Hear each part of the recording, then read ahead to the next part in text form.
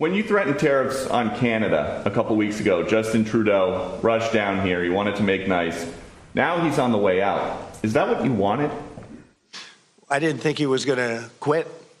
He probably saw the numbers. Look, I called him Governor Trudeau because they should be the 51st state, really. It would make a great state. And the people of Canada like it. They'd pay lower taxes. They have virtually no military. They have a very small military. They pay less than 1%. They're about the lowest payer in NATO. They're supposed to pay much more. They haven't been paying.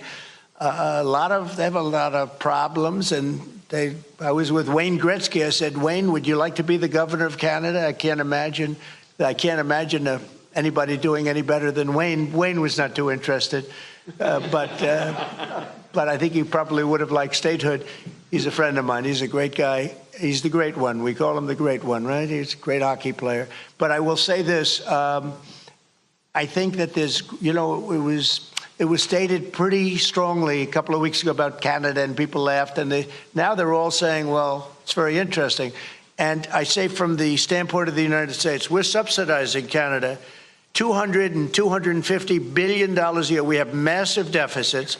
They've taken about 20% of our car business. I'd rather do it here. We could put tariffs on. We don't have tariffs on them yet, but that will happen.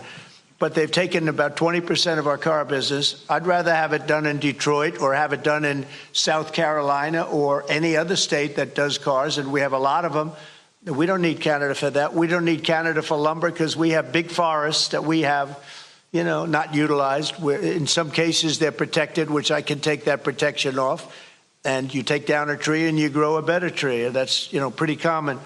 But we don't need anything. We don't need their fuel. We don't need their energy. We don't need their oil and gas. We don't need anything that they have. And I said to Trudeau, I said, why are we subsidizing you $200 and $250 billion a year? He said, I really don't know.